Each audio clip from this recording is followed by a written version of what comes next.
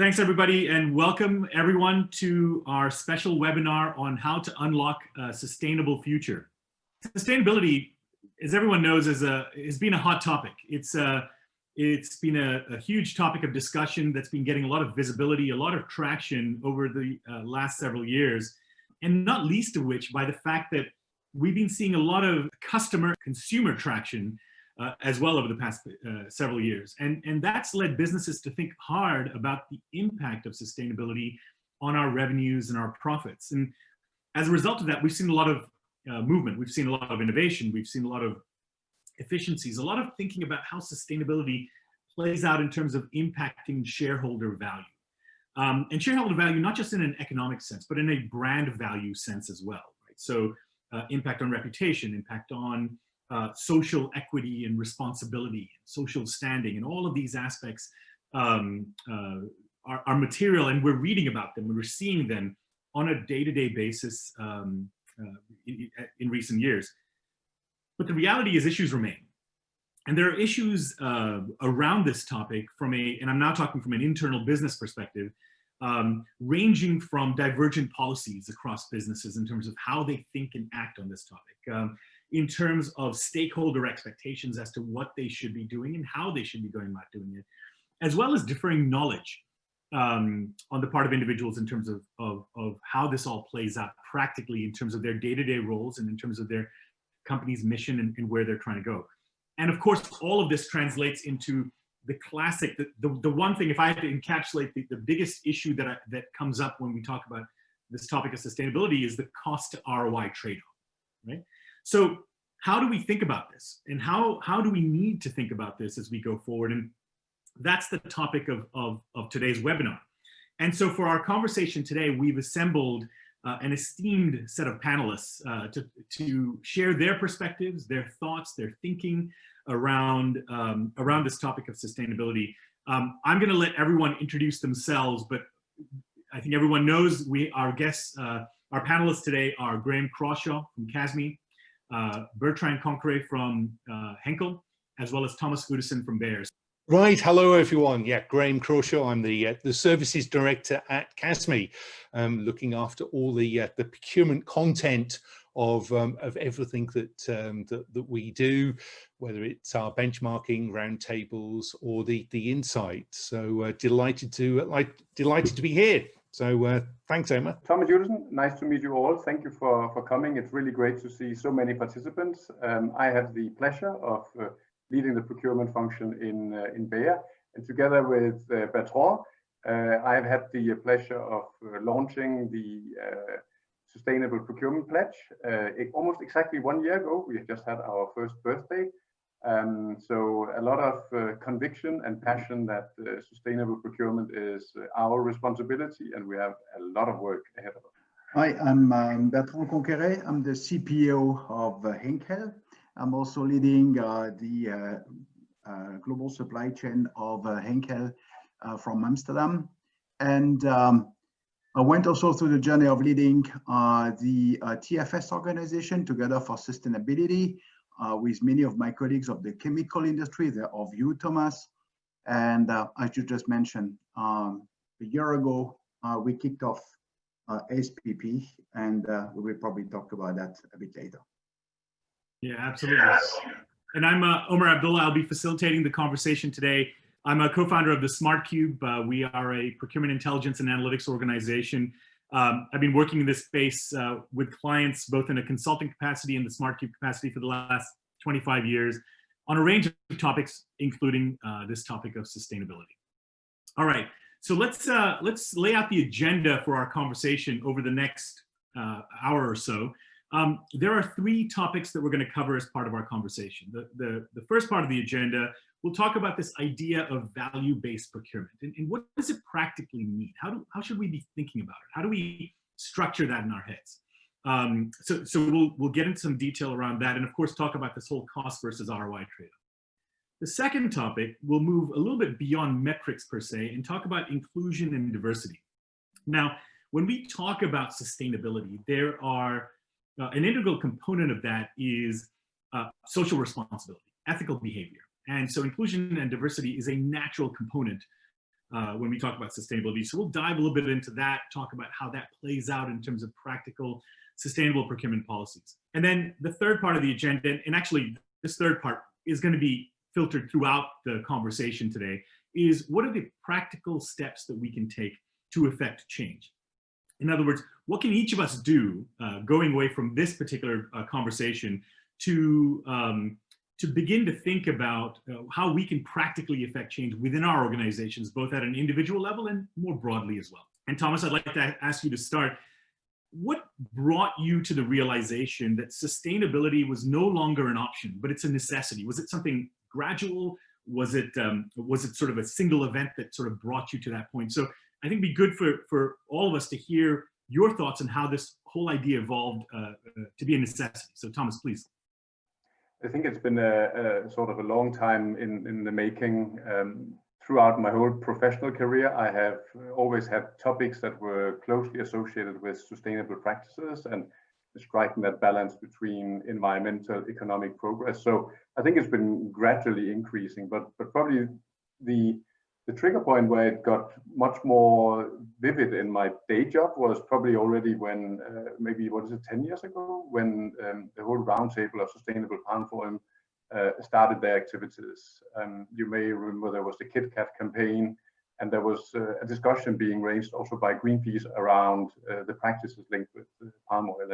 And I had the pleasure of representing Johnson & Johnson at that stage in some of the coalition meetings where multi-parties came together. And I started seeing that, of course, all the NGOs and the industry, at the end of the day, we all want the same thing. And it's through dialogue that we can achieve the bigger picture. And I think that was the beginning of my conviction that we need to make sure we have partnerships and we do this together. And this was certainly accelerated the last couple of years as well through the work in Together for Sustainability. And I think with COVID, we have got another bump up that clearly makes it visible that we gotta roll up the sleeves and get going. Yeah, certainly in that broader view of how we think about sustainability, I think COVID has been an interesting accelerant in many ways to begin to think about many of the aspects that fall within sustainability. Bertrand, did you have a similar evolutionary sort of view that accelerated over time, or how it has been an evolution too, as Thomas just said. It has been an evolution also in the core of working in a company, Henkel, where sustainability is a value of the company, and I have been really embedded into that journey of the values and walking the talk along the values. So it is not a journey started yesterday. It started as I was starting my career at Henkel, and engaged in many projects. And then it became much more accelerated 10 years ago when the question of transparency came on the table. And the question was, how can we make transparent our sustainable supply base? Are we sustainable? Yes, no, and how do we go into that journey? And then this is where we created Together for Sustainability. And from there, it has not stopped to accelerate. And to accelerate in the sense of realizing that as procurement manager, we can step in and we have no limit. The limit is the sky. It's a matter of doing it. And I've been extremely, I have seen so much progress into the company, I think, but also with all the members and beyond. And this is where at that stage, having that agenda accelerating the way we know, we have realized that we can really increase our impact if we walk the talk and if we have the courage to engage with colleagues, to engage across the profession, and realizing what we can delock. And last but not least, I think that there is a moment also in our career, or at least in my personal case, when you look also at next generation and saying there is something we can do because we are leaders and we need to unlock it. So the combination of personal belief with values into the companies and the energy and the know-how you can delock across organizations like TFS and beyond is just an acceleration and becomes really now fully embedded in everything that I do. Yeah, I really like that idea of empowerment and the fact that, so there's two things specifically that you just said that I think are interesting. One is that it's a value of the company, right? And I want to come back to that point a little bit later and talk about how do you get to that point where it becomes embedded as a core value of the company? Because I think that's, you're right, it filters down to the organization. But the second point that I thought was really interesting is this idea of individual empowerment, that as a procurement practitioner, we don't have to wait for anybody on this front. That even if our organizations, from an overall value perspective, may not be there, there are things that we can do individually to begin to drive the sustainability agenda on our own. So I think those are two powerful thoughts and ideas. I wonder, Graham, I know you have strong perspectives on this, and you also hear about this from your CASME membership as well, and all of the folks who talk about the issue of sustainability. Is that similar? Do you see similar themes as you sort of look on this topic? It is very similar. I'd love to say actually it was fundamentally different, but it's not. It really has been a gradual journey. And I see that for my own experience and across many, many organizations within the CASME membership. I mean, 20 years ago, I was working in the music industry. And at that point, it was all about sort of wanting to get credentials around paper correct. It was all about sort of PEFC and FSC paper stocks. And that was almost it. Now at CASME, we did our first roundtable in 2008 on sustainability. And that's we struggled to get people along. People didn't really understand what it was all about. And in fact, we didn't do anything until 2011. And then since then, it just really has built up. The definitions have changed, the scope has changed, but that has built up and become much more of a force for procurement. And as we're hearing now, yes, the rate of change and the inclusion of what's within scope is the exciting topic, because I think if anything, we're just at the start now, still an awful long way to go. And it's important that we actually don't get complacent about what we've done, but continue to move forward. So yeah, definitely an evolving journey there. Yeah, I think that accelerant point, Thomas, that you raised, so first of all, 2008 was pioneering days when we think about this idea of sustainability. And certainly we've seen so much more traction, not only because, I mean, we have global organizations like Bayer and Henkel who are demanding their suppliers and their partners work with them from a sustainability agenda perspective, but we're seeing consumers make decisions, not least of whom are millennials, who make practical decisions as to what they're going to buy, what they're not going to buy, who they're going to work with, who they're not going to work with, on the basis of broader value-based issues such as sustainability as well. And I think that's always going to be the prime accelerant, right? And I think you're right; it's been evolving, but that certainly takes it to another level. One question I want to sort of ask the group, and I know I'm sort of jumping a little bit in terms of the practical aspects and action aspects, but it would be helpful to understand, as you came to this understanding of the value of it, and as it strengthened in your minds, how did you begin to get the sustainability ball rolling in your organizations? Were there some easy wins, some unexpected wins or changes that you were able to put in place that maybe you didn't expect? Any sort of practical ideas? And Bertrand, maybe I'll ask you to share your thoughts there. Well, I would like to be back to 10 years ago when we kicked off the Together for Sustainability. It was a huge agenda and a huge problem to put on the table, okay, what the transparency on our supply base. And it became extremely, I would say, easier because of the collaboration with the colleagues. I mean, we were 5 around the table, one with my colleagues of 5 other companies. And then putting the topic on the table, we realized that we can manage it. It did not come on the first meeting, but we realized very quickly we will be able to make it. To which extent we didn't know. But the more we were progressing, the more we had a snowball effect and realizing we can do it. And we also received from external inputs from some professors and some people telling us, believe in it, you can make it. If you are able to make a standard, if you are able to talk together, there is no chance that you will not succeed. It will work.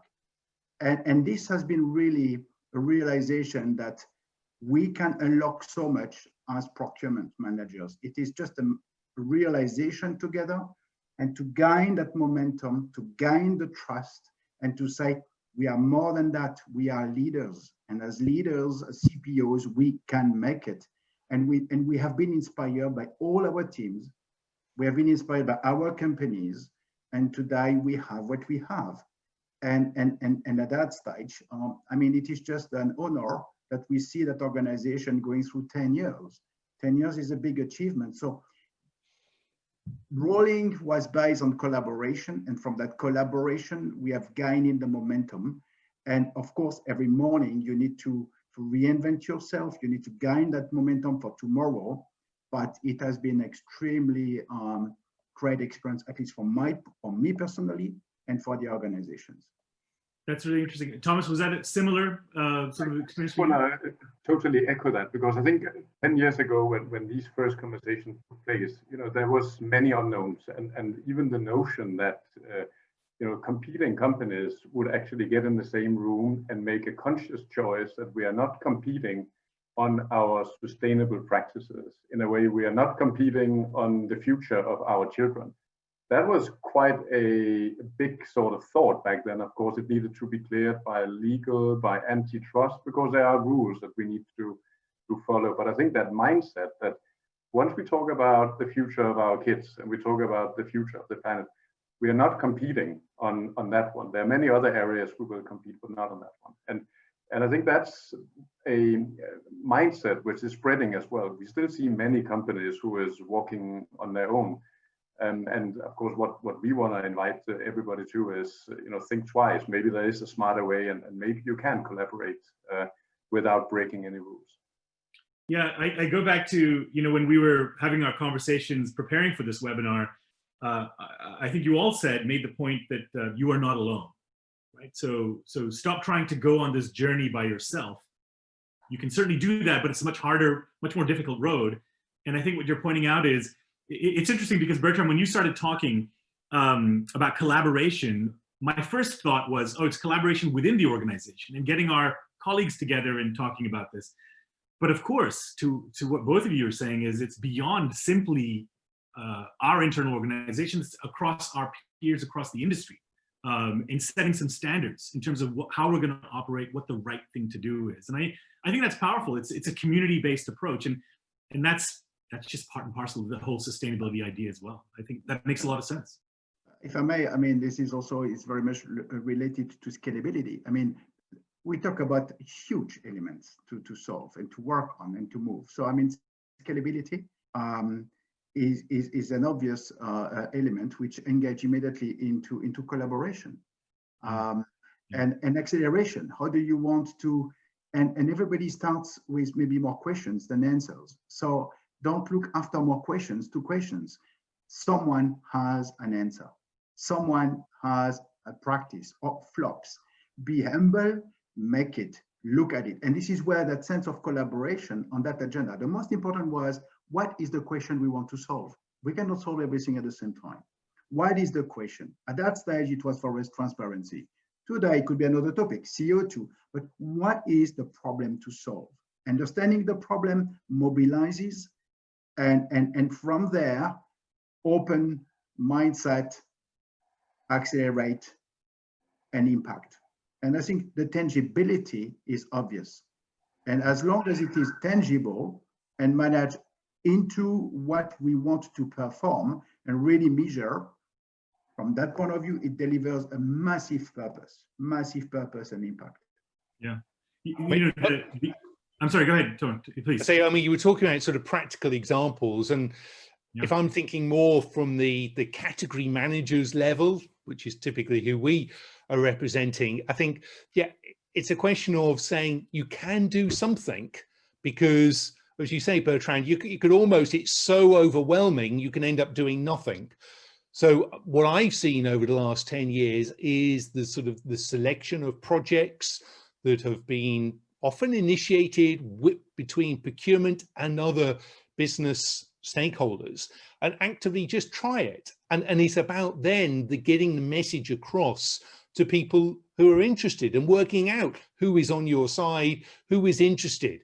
Now, whether it's then looking to put in sort of LED lighting instead of older, more energy utilizing light fittings, then great. Whether it's to do a whole LEED building because you want that that status, or any other aspects of, I mean, sustainability is so broad.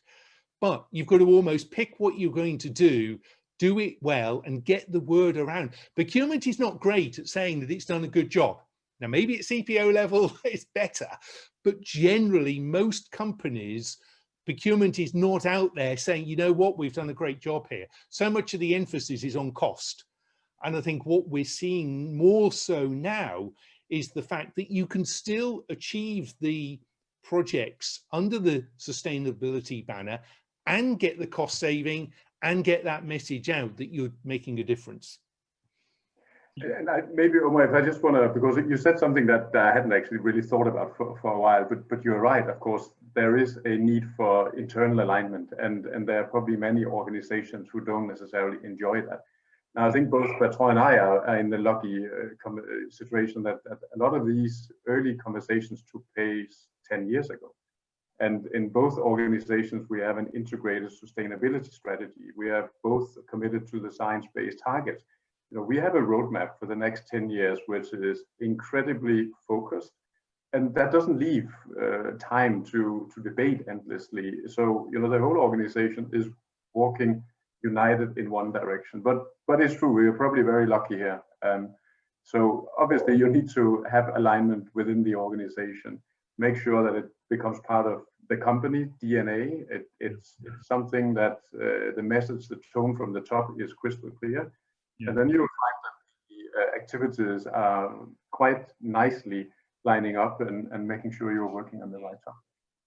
Yeah, it's you know, and that divergence is interesting. So, you know, in the work that we do, we get a lot of questions from a lot of organizations, not so much organizations the size of yours, for example, but smaller ones, relatively smaller ones, but still sizable organizations where they're asking more fundamental questions. What kind of policy should I be putting in place? What kind of goals should I be going after?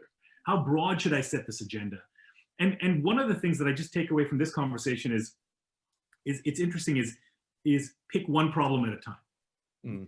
You know, to the point. So Graham, you made the point about overwhelm, right? So there's so much within it, and it's easy to get overwhelmed there. And then to the point Bertrand and Thomas, you both made, is in terms of getting alignment. Well, let's get the right folks together internally and or externally, and then let's pick one problem. Let's not worry about where we are. I think the roadmap idea is a great idea because that sets the path as to where you want to go in the long term. But let's start with one thing. Let's solve that problem. Let's make some progress there and then move on to the next agenda item.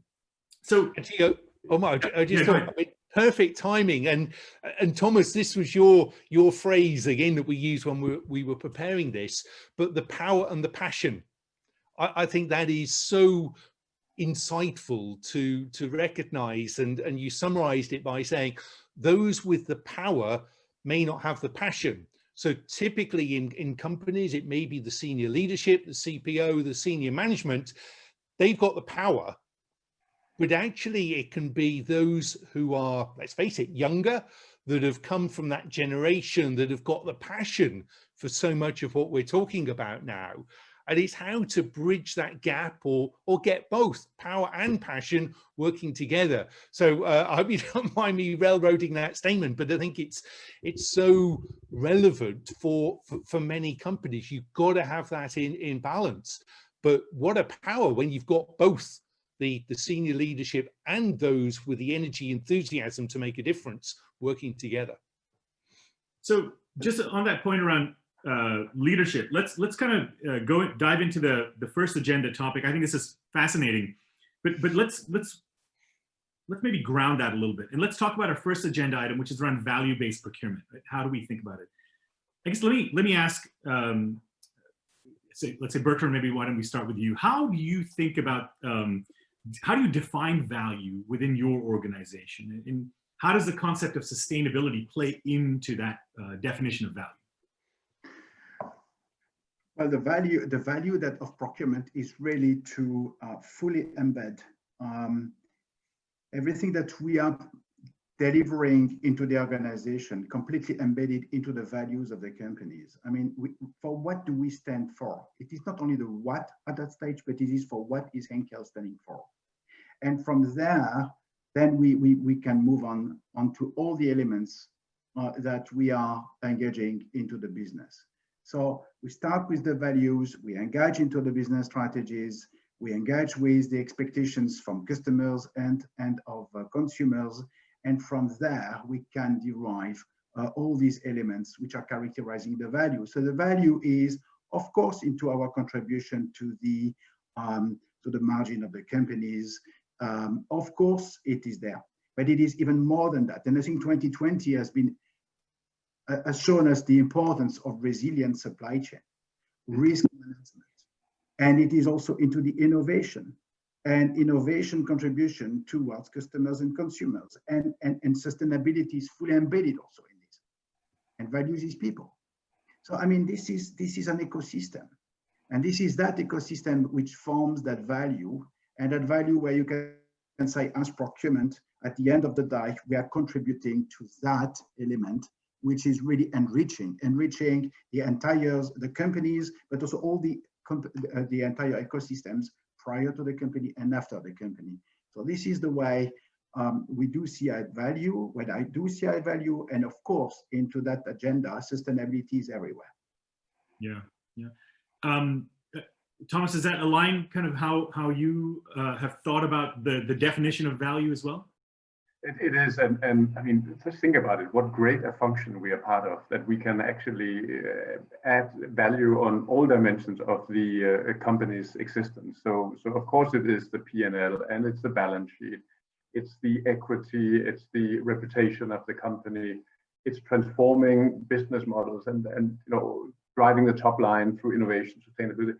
We can do all that, and I think one of the challenges we have as a function is to also learn to broaden our vocabulary, that we don't default into a very one-dimensional conversation, which is what we have typically done linked to savings.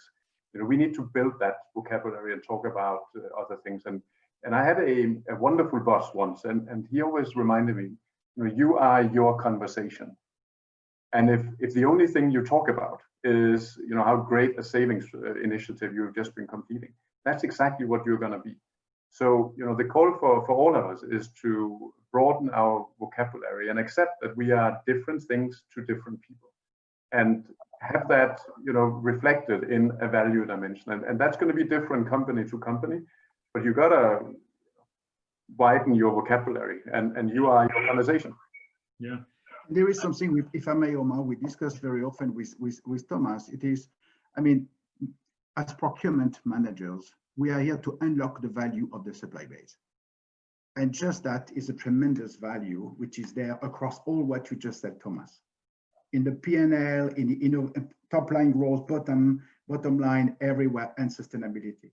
So, I mean, and this is the value of relationship.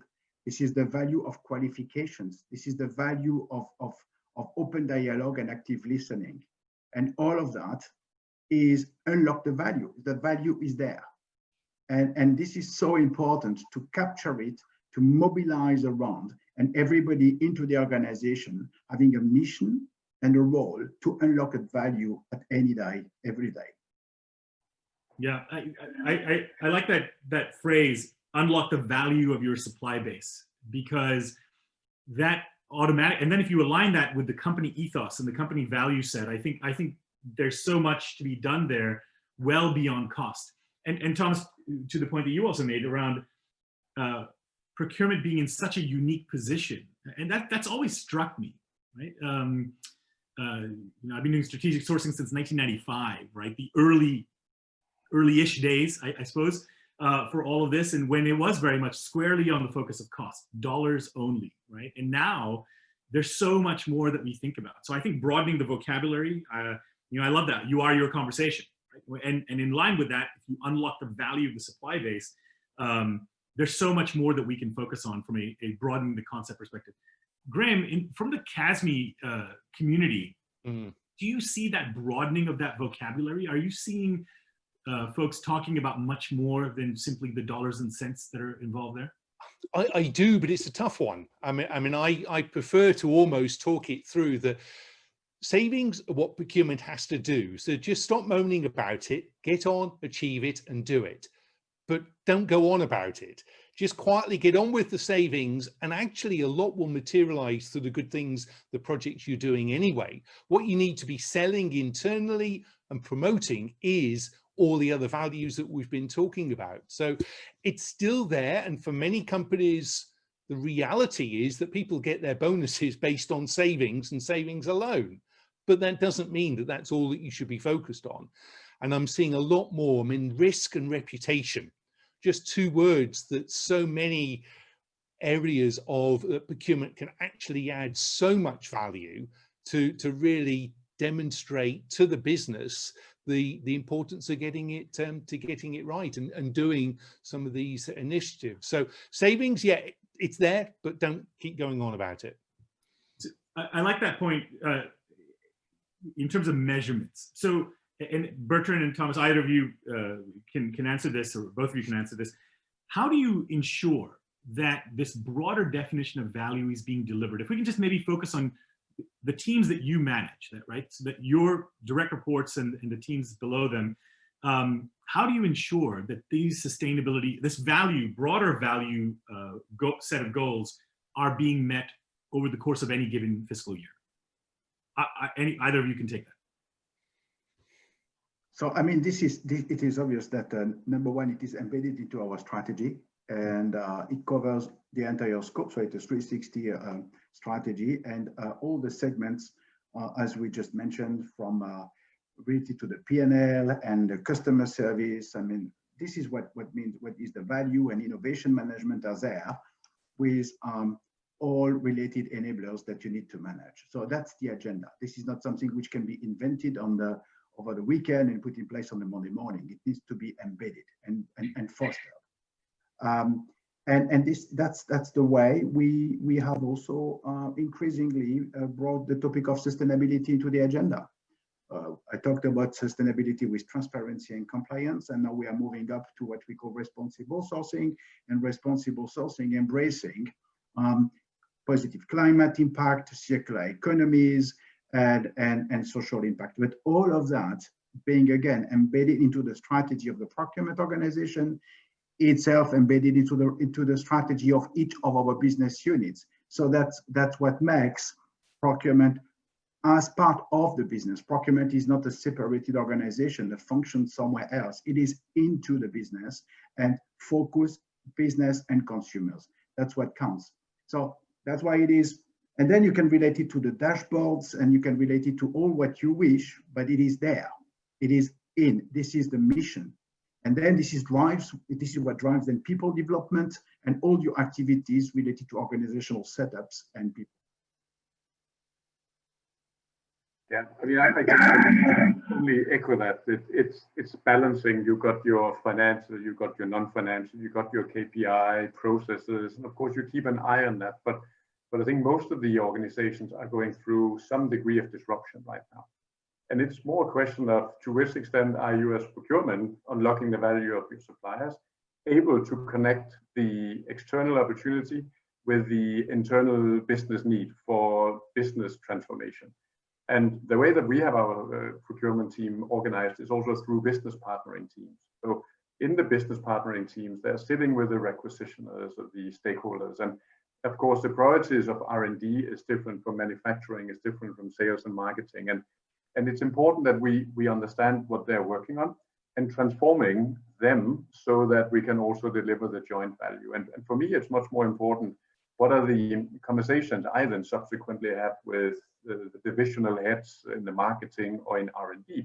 What are the stories they say? And through, not this one-dimensional focus, they talk about how we can enable them to reinvent their function and deliver more science, more excellence, etc. And that's the type of conversation that really matters. And I don't think we need to come up with some engineered metric to display that. Maybe it's a net promoter score, and it's as simple as that.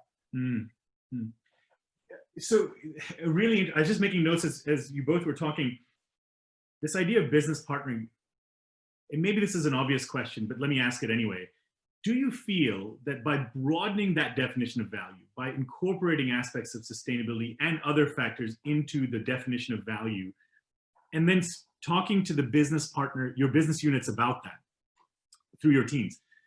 Do you feel that that's furthered the agenda? You know, procurement always talks about we want to be better business partners. We want more credibility. We want more integration into the business. And really, given the impact that we can have to be able to drive that, do you find that by broadening this definition and having this more holistic conversation, it's helped drive deeper business partnering? 100% yes. Yeah. 100% yes. And it's a totally different way of operating. Yeah. Bertrand, same for you? Obviously, it's part of the equation. And then, and if I just look at the strategy that we have in the company, our strategic framework moving forward, sustainability is there, and there is no other option. That this is what the company wants to foster, and this is we will deliver on it, and this is we are embedded in it. So again, it is one ecosystem, it is one organization, and committed on all these elements. So just if we talk sustainability as a specific element, so I think, yeah, it brings it's an agenda that you foster at company level. Yeah. Graham, does that align broadly in terms of what the category leaders are saying these days?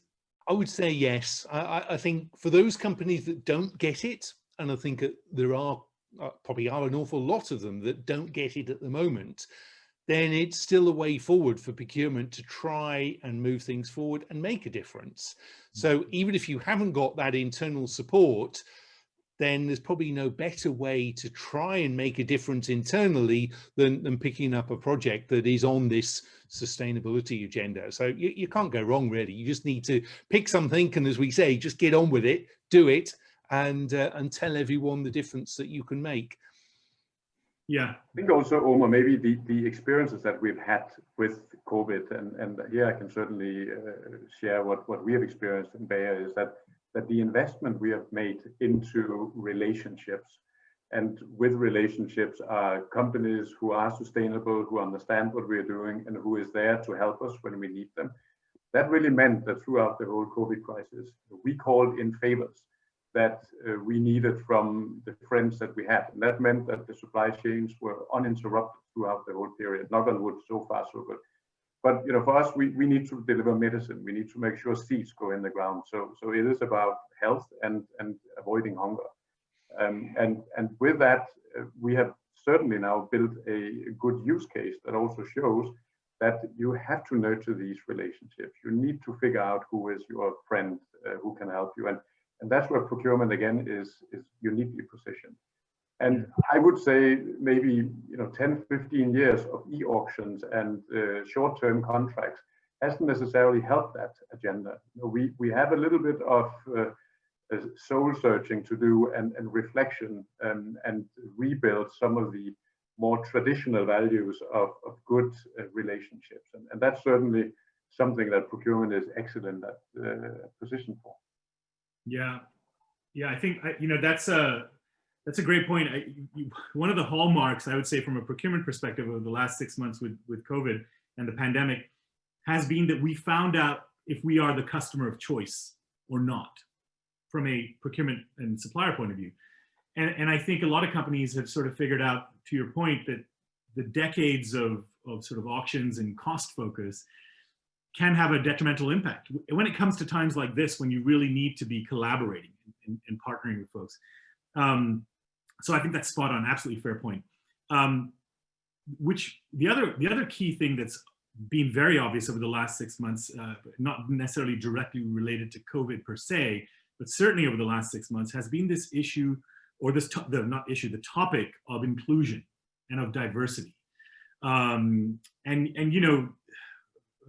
As we've talked about, when we talk about sustainability and sustainable procurement practices, this idea of social responsibility and ethical behavior, that's a key element. And I think there's a direct impact that certainly as a practitioner, we can have. How would you sort of think about this? And Thomas, maybe if you can kick us off. How do you think about this idea of inclusion and diversity, and specifically how sustainable procurement policies and practices can really have an impact on this important topic? Yeah, Well, I think first of all, right now we are witnessing the downside of not focusing on inclusion and diversity. We see that all around the world, and there's too many examples of where the inequality is being increased, and that there's a large portion of society who cannot contribute on many dimensions, and that's just not okay. And it's certainly a recipe for social disaster also if you keep that going on. So I think companies have a massive role to play in making sure that there is a more inclusive economy. And of course, there are certain areas where they're more mature, where it's also been triggered by legislation. Many of you are familiar with in the US, there's of course supplier diversity programs that has one definition.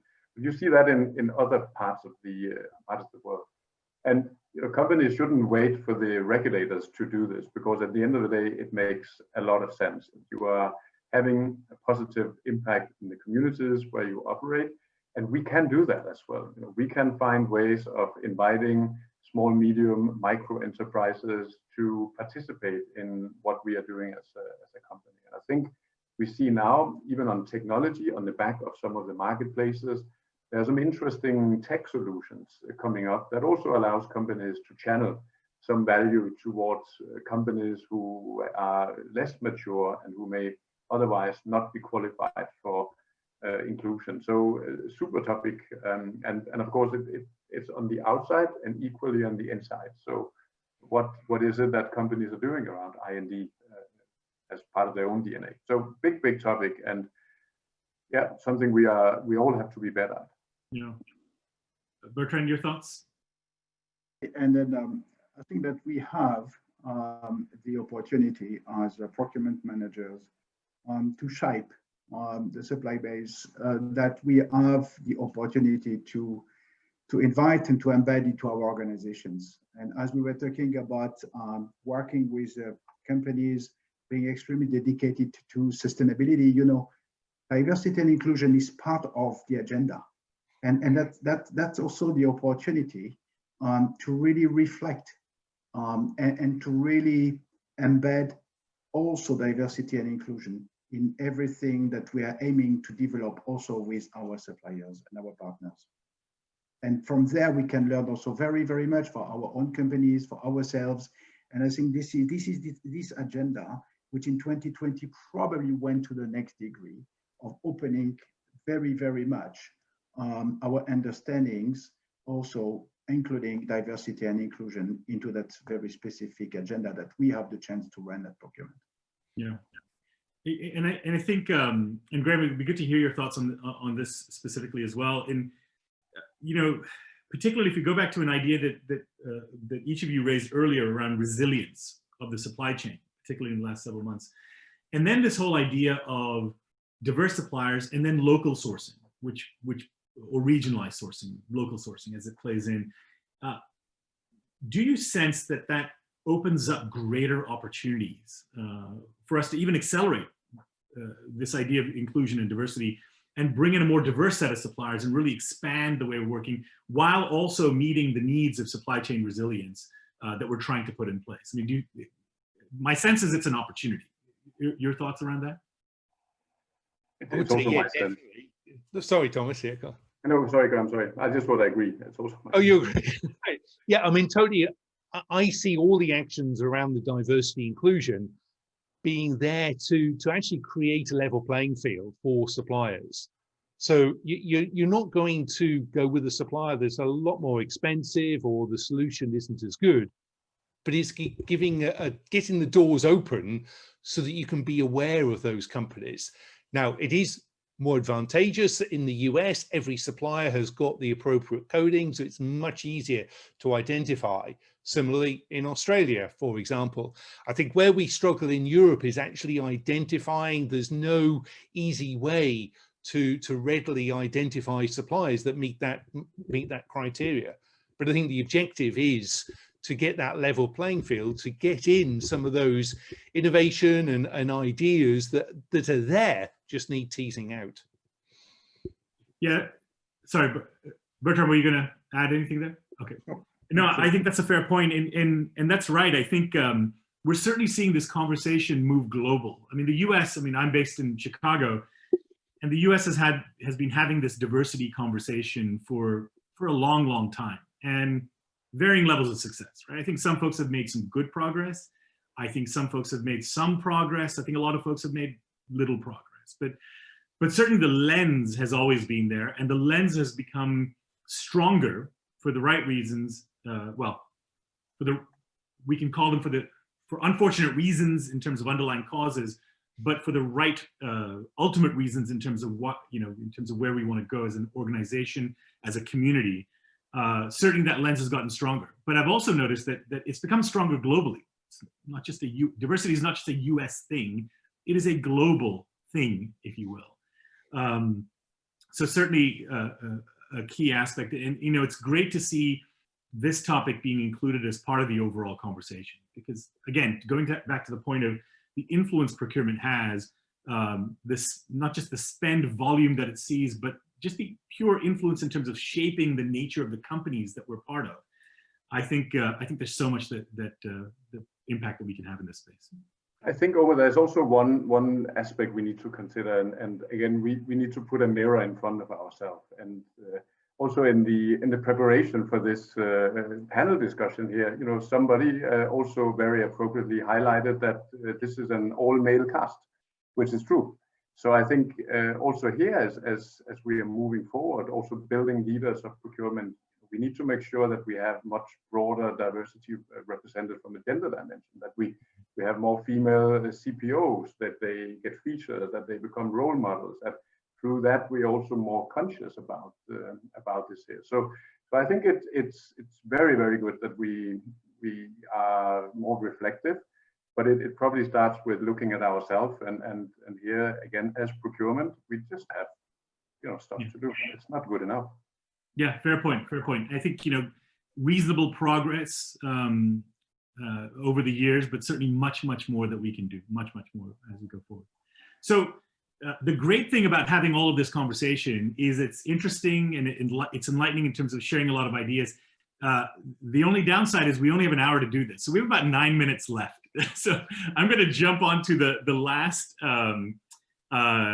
agenda item, which is get into the realm of practical advice, right? So as you look back on your organizations, the lessons that you've learned to do and not to do, if I were to ask you, what's the one piece of advice that you would give somebody embarking on this journey? And actually, you can make it 2 pieces of advice. If you want to talk about what they should definitely do and what they should definitely not do, if we can maybe frame it in that way. Bertrand, maybe if I can ask you to kick us off on that. Well, to do is definitely, every day is a new day. Do it and never give up. This is the never give up, and that's the way to look at that agenda. And so the do's is really believe in it, resilience, collaborate, and ask if any questions are coming, but don't give up. That's great. Thomas? I think also on the don't, I would along the same dimension, I would say, don't think somebody else is going to fix this. They are not. This is our problem, and it doesn't help to put your head in the ground and pretend we don't have a problem. We do have a problem, so don't think it's going to go away. But I think also then to do is, do reach out, make sure that you don't walk alone, but maybe more importantly, that this power that we have, and I think we're all clear, we have a tremendous power, that you are really also conscious that with that power comes a responsibility, and that you take that responsibility serious. Yeah. That would be my advice. Graham, your thoughts and the perspective of the CASME folks? I'm much more of a practical guy. So my do's and don'ts, certainly my don't is in terms of questionnaires, and we see so many questionnaires being used under this topic. Don't just aimlessly send out a questionnaire to suppliers, getting them to complete it as a tick box exercise and then do nothing with the information. That just frustrates the relationship. And then if you are, that my do would be, if you're going to issue an RFP or any of the RFX, documents, then make it count.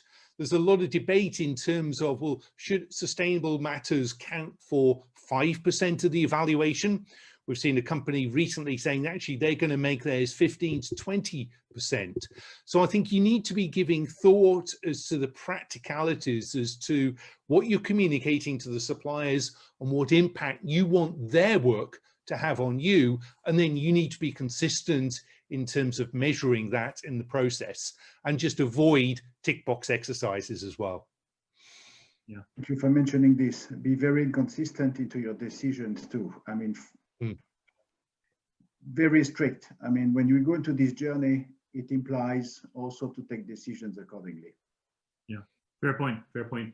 I was going to ask a question around community, but we're literally at the end of it. So I do want to give each of you a chance to maybe close out. And I've got a couple of slides I want to show at the end of this in terms of where folks on the who are listening can go to sign up and be part of this community and actually continue this conversation as well. But before we do that, just in maybe a 1-minute summary from each of you around what's your vision for the future? Where do you see this going? And not just where do you want this to see this going, but where do you see this whole top issue of sustainability developing for the procurement profession going forward? So maybe I'll go in a different order. Graham, if you want to maybe kick us off and provide your perspective, and then we'll go to Bertrand and then Thomas. Okay, I can keep mine very short. I think sustainable procurement are going to be two words that just become one. I think procurement and sustainability have got to go hand in hand, and that's a message procurement needs to be selling just across all that it does, and just be associated that everything it does is with those sustainable credentials behind it. I think that we will have probably a conclusion which is very similar with Thomas. I mean, procurement, people, planet. We have very, very much realized through this journey that procurement is a huge community worldwide. And this is why we created the pledge on the SPP, the Sustainable Procurement Pledge. We strongly believe that if all procurement managers worldwide would all together apply and decide along those principles, the impact, the real impact on the planet, on people, on way of doing business will be tremendous. And so the vision is very, very clear. Mobilize, synchronize, get really focused onto that agenda. And this is the vision and the summary. Procurement can do so much as a whole. Yeah. Thomas.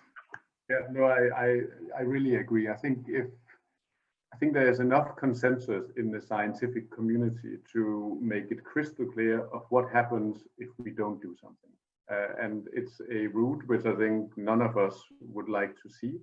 And it's a route which is very difficult for us to explain to next generations that we were the ones who caused this. So I think the continue as usual, business as usual is a miserable route, which I certainly would strongly advocate that we shouldn't do. And so what is my vision is, of course, that we managed to save the day last minute, and we all live happily ever after, that we make sure that this 1 million procurement professionals who we believe are out there, who make the deals every day, that we activate those, and that we use the power, and with that, we will at a future point look back and say, wow, that was a close encounter. But we as a function, did what we had to do when the pressure was on. And I think that is my vision, that we make sure that the SDGs 2030, that all of us have the sustainable procurement practices in big companies, small companies, everywhere. And with that, it's a nicer story to tell our kids. Yeah, I think that's right. What I love about this conversation and your collective perspectives is, to me, the broader idea is elevating the thought process and the mission of the procurement professional, right? That we have specific, tangible, tactical roles that we have to play. There's no question about that. But there's so much more that we should be thinking about. There's so much more as part of the vision and ethos and value set of the company where we can have a material influence in a very, very positive way. So I appreciate that. I think that's great. And we're just, as we run up to a minute to close, You know, I hope the audience and folks listening to this got as much value out of it as well. And I appreciate you all taking the time. Before we close out, I do want to put up a couple of slides here. Perfect. So just in closing, for everybody who's listening, please do go to the website spp.earth and the LinkedIn group and sign up to be part of SPP. It's a great forum to connect and to collaborate, to share ideas, to learn from others. There's plenty of content that's regularly being added, that's already been added, that will continue to be added. And there's lots of news there as well. So if you're starting out on this journey, there's a lot of information there to really feed your thought process and thinking. And there's plenty of folks there in the spirit of we're not alone, we're collaborating. There's a lot of folks there who will share ideas. So please do go sign up to this page. And then lastly, there will be for the SPP, an ambassador meeting on November 12th from 4 to 5:30 p.m. Central European time. So you can sign up on the LinkedIn page. Any closing thoughts from anyone? Thomas, Bertrand, Graham? Just thank you very much. All right, thank you all panelists for taking the time to do this and share your thoughts and perspectives. And thank you everybody who signed up and joined the webinar as well. Thanks so much. Thank you. Thank you. Goodbye. Bye. Thank you. Bye.